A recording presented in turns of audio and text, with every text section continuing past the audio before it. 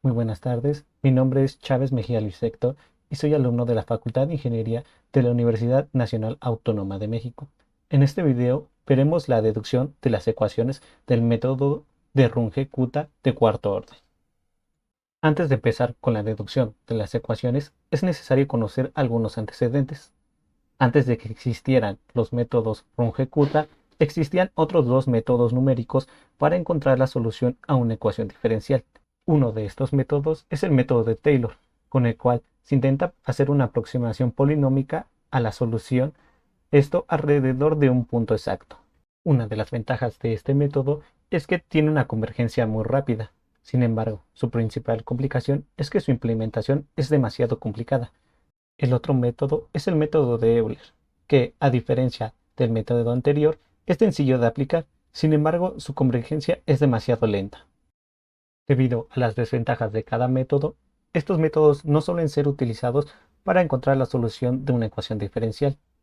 Es por eso que era necesario encontrar algún método que pudiera ser tanto de convergencia rápida como de una implementación sencilla. Es en este momento donde Runge se propone idear un método que cumpla con ambos requerimientos. Ahora, recordemos que nuestro principal objetivo es encontrar una aproximación a la solución de una ecuación diferencial con la siguiente forma, donde y' es igual a una función que depende tanto de x como de y. Dicha solución estará sujeta a la condición inicial de y evaluada en x sub 0 va a ser igual a y sub 0. Dicha solución puede expresarse de la siguiente forma, donde y de x va a ser igual a y sub 0 más la integral de f de s desde el punto x sub 0 hasta el punto x. Los métodos Runge-Kutta se basan en obtener aproximaciones a la integral. Una buena aproximación a la integral se puede obtener al aplicar la regla de punto medio del cálculo integral, quedando de la siguiente manera, donde y subíndice n más 1 va a ser igual a y subíndice n más h por y evaluada en x subíndice n más h entre 2. A esta expresión la nombraremos como ecuación número 1. El problema con el que nos encontramos es que nosotros no conocemos el valor de la función evaluada en dicho punto. Sin embargo, con ayuda del método de Euler, podemos hacer una aproximación a dicha función, quedándonos de la siguiente forma. Y subíndice n más h entre 2 por la función f evaluada en el punto x subíndice n, y subíndice n. Sustituyendo esta expresión en la ecuación 1, obtenemos la siguiente expresión. Y subíndice n más 1 va a ser igual a y subíndice n más h por la función f evaluada en x subíndice n más h entre 2, y subíndice n más h entre 2 por la función evaluada en x subíndice n, y subíndice n.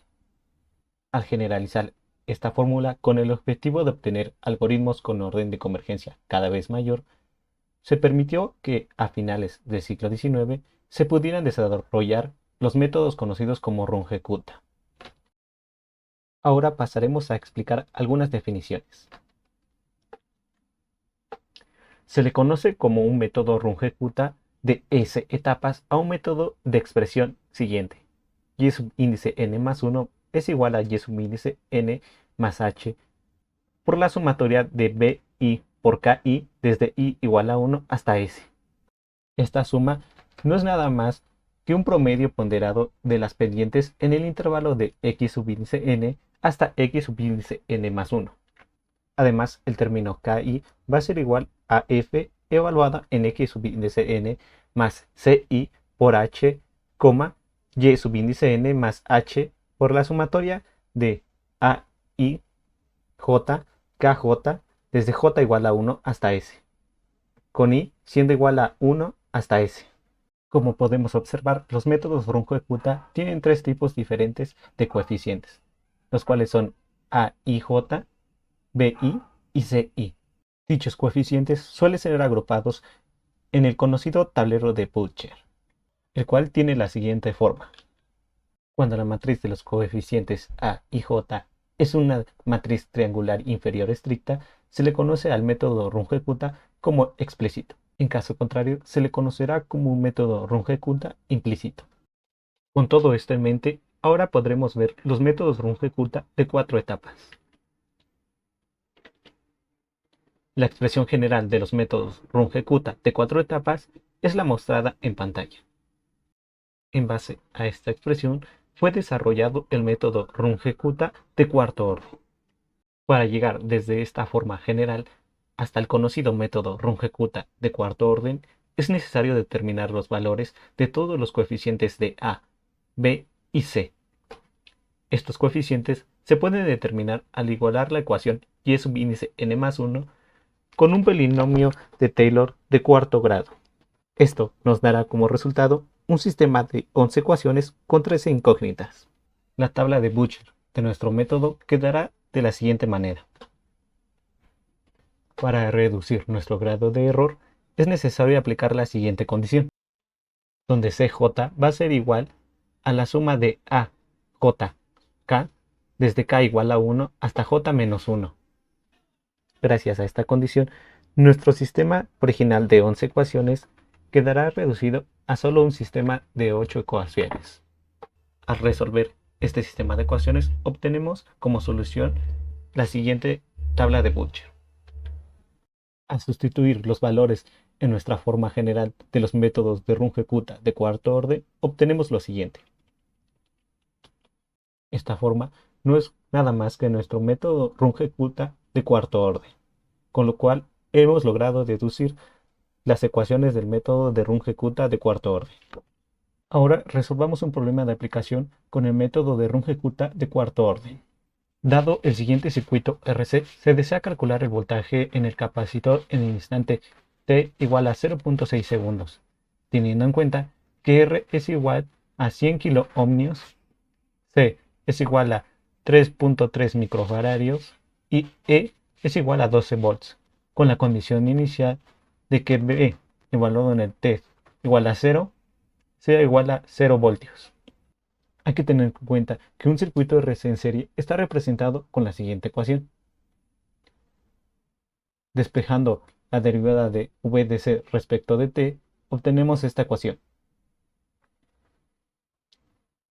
Tomando en cuenta un espaciamiento h igual a 0.1, con t en el intervalo de 0.0 hasta 0.6, recordando la condición inicial que V de C en el tiempo t igual a 0 es igual a 0 volts. Ahora veamos cómo se resolvería la primera iteración. Para K1 tenemos que evaluar la función f en ti, bi, que nos daría como resultado 36.364. Para K2 sería igual a la función f evaluada en ti más 1 entre 2 por h, bi más 1 entre 2 por h por K1, lo que nos daría un resultado de 30.854.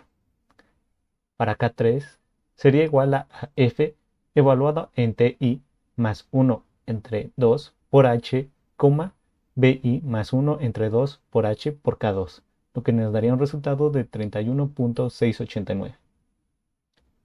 K4 sería igual a la función evaluada en ti más h, bi más h por K3, lo que nos daría un resultado de 26.761. Al sustituir estos valores en la función de abajo, nos da un valor de 3.137. Con ayuda de Excel obtenemos los siguientes valores. Esta tabla representa de una manera muy exacta cómo se resuelve el método de Runge-Kutta aplicado a nuestro problema. Al final de la tabla vemos que para el tiempo 0.6 tenemos como resultado que el voltaje será de 10.052. Por lo tanto, el voltaje del capacitor en el tiempo t igual a 0.6 segundos es igual a 10.052 volts. Esto lo recordemos que lo obtuvimos gracias al método de Runge-Kutta de cuarto orden. Ahora comparemos el valor con la solución analítica de la ecuación diferencial, la cual es la siguiente. V de C de t es igual a E multiplicado por 1 menos E elevado a la t entre RC. A sustituir los valores que obtuvimos al inicio, obtenemos que VDC en el instante 0.6 segundos va a ser igual a 10.052 volts. Como podemos observar, no existe ninguna diferencia entre ambos valores, el obtenido en la solución analítico y el obtenido gracias al método de Runge-Kutta de cuarto orden. Con esto podemos concluir que el método de Runge-Kutta tiene una gran exactitud.